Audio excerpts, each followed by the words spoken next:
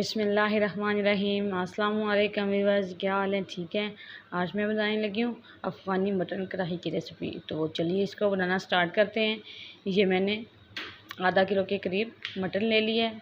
हड्डी वाला भी है और हड्डी के बगैर वाला भी है। आप चाहें तो हड्डी के बगैर वाला भी इस्तेमाल कर सकते हैं। इसके अंदर मैंने 2 कप पानी डाल दिया है। मेरा मटन है जो थोड़ा जल्दी गल जाता है, इसलिए मैंने 2 कप डाला है। अगर आपका थोड़ा सख्त है, जल्दी नहीं गलता, तो आप पानी 3 कप डाल सकते हैं। इसके अंदर मैंने 1 टेबलस्पून अदरक का पेस्ट और 1 टेबलस्पून लहसुन का पेस्ट और 1 टेबलस्पून नमक डाल के इसको अच्छे से मिक्स करके हम आधे घंटे के लिए इसको कुक होने के लिए रख देंगे। इसको मैं अच्छे से मिक्स कर देती हूँ। इसको ढक के आधे घंटे के लिए रख देते हैं। अब दूसरा स्टेप कर लेते हैं। ये मैंने एक पैन ले लिया है। इसके अंदर कुछ मैं खड़े मसाले डाल के इनको अच्छे से भून लूँगी।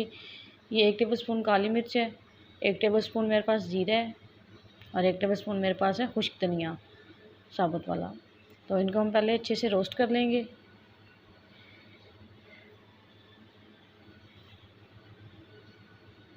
हमने इनको ज़्यादा रोस्ट नहीं करना। जब इनकी खुशबू आने लगेगी इनको उतार लेंगे।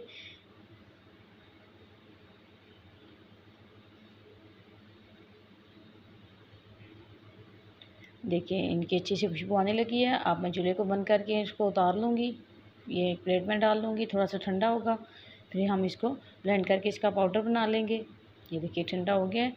अब मैं इसका पाउडर बना लेंगे। हमने थोड़ा मोटा पाउडर बनाना है, ज़्यादा पाउडर नहीं बनाना इसका। मैं आपको दिखाती हूँ किस तरह से। ये देखें इस तरह से। ये हमारा परफेक्ट है।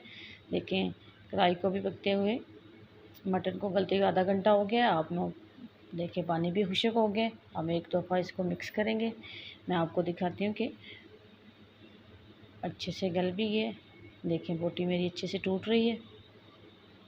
अब इसके अंदर मैं 3 बड़े साइज़ के टमाटर हैं, जिनके मैंने छिलके रिमूव करके इनको पीसेस में कट कर लिया, ये डाल दूँगी।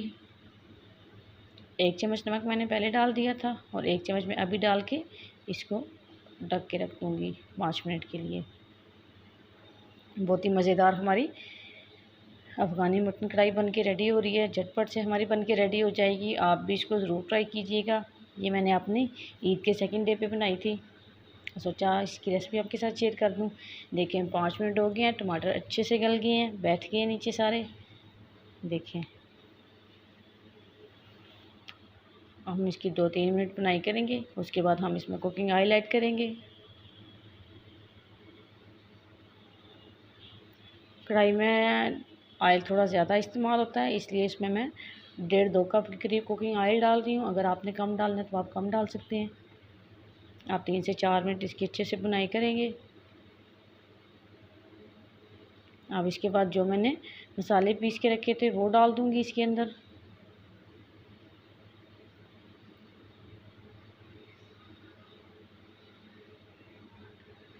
और ये कुछ 4 करी मिर्च हैं, ये डाल दूँगी और एक थोड़ी सी बारीक चॉप की अदरक है, ये डाल दूँगी। इनको अच्छे से मिक्स करके और इसकी भी 5 मिनट बुनाई करूँगी। इसमें अगर आप मसाले और डालना चाहें, रेड लाल मिर्च डालना चाहें, काली मिर्च सफ़ेद डालना चाहें तो आप डाल सकते हैं।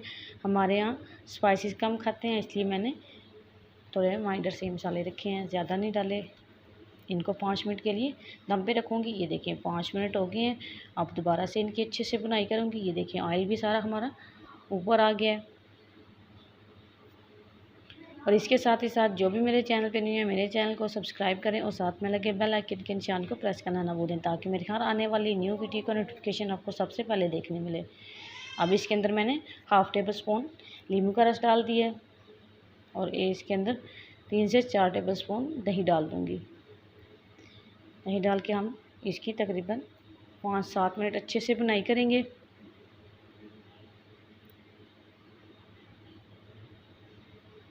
देखिए 5 से 7 मिनट हो गए हैं, इसकी अच्छे से बुनाई हो गई है। इतनी अच्छी इसकी खुशबू आ रही है, बहुत ही मज़ेदार बन के रेडी हुई थी। अब थोड़ी सी इसके ऊपर मैंने अदरक डाल दी है। मेरे घर में सब ने इसको पसंद किया है। आप भी इस रेसिपी को ज़रूर ट्राई कीजिएगा।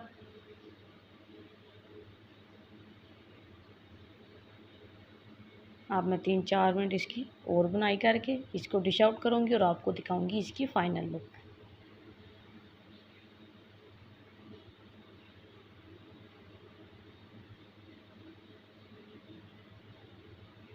देखिए माशाल्लाह हमारी कढ़ाई की फाइनल लुक। इसके ऊपर मैंने हरी मिर्च, बारीक अदरक और हरे धनिये से गार्निश कर दिया है।